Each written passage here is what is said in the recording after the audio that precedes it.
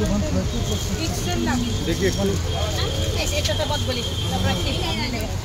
ये इसका सिर्फ दोगे, इसका सिर्फ देंगे 50।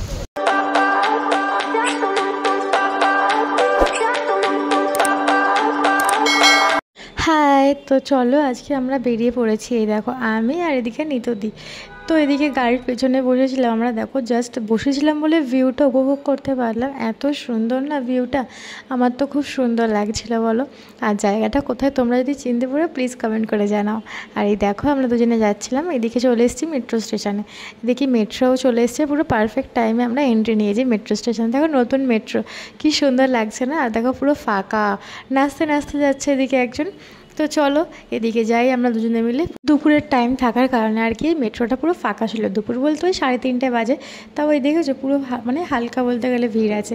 আর দেখো এদিকে বসে আমরা জানলা দিয়ে ভিউটা দেখছিলাম, বেশ আমার তো খুব ভালোই লাগছিলো এদিকে ভিউটা দেখার, মানে একদম খুব সুন্দর। এদিকে তো মেঘলা ওয়েদার ছিল না, তো তোমরা উপভোগ করতে থাকো। আর চলো দেখা যাক কোথায় যাই। তোমরা বোধহয় এখনও বুঝতে পারো না কোথায় যাচ্ছি, আই থিঙ্ক কেউ কেউ বুঝে গেছো। আর এদিকে দেখো পুরো মানে ফাঁকা ছিল মেট্রো, আর আস্তে আস্তে ভিড় হচ্ছে, যদিও এবার আস্তে আস্তে ভিড়টা বাড়বেই। আর আমরা এদিকে নেমে গেলাম কালীঘাট স্টেশনে। 5 নম্বর গেট থেকে বেরিয়ে আমরা অটো ধরে নিয়েছি।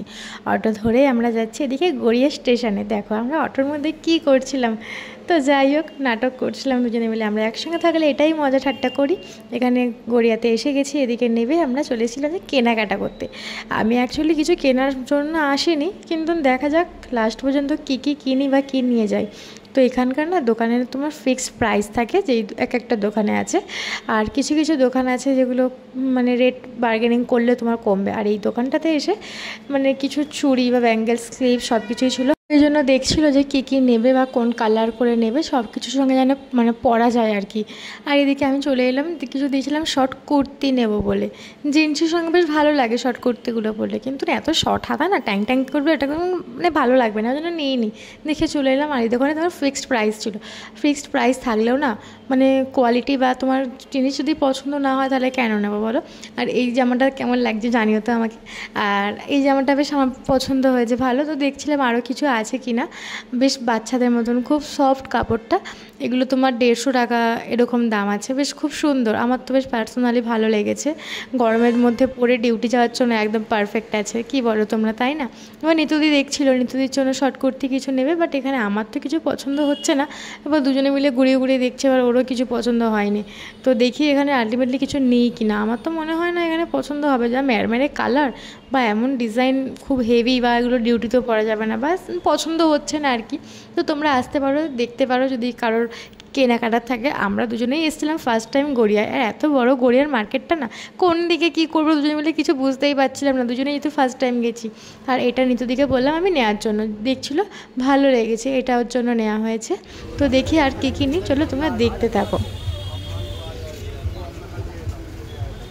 এদিকে আমাদের প্রায় অনেক কিছুই কেনাকাটা হয়ে গেছে, কিনবো না করে।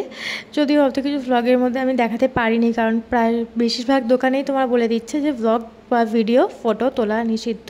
যাই হোক এই দোকানে বেশ জুয়েলারি কালেকশানগুলো খুব সুন্দর ছিল, পছন্দ হয়েছে, বাট দাম খুব একটু বেশি হাই বলছিল।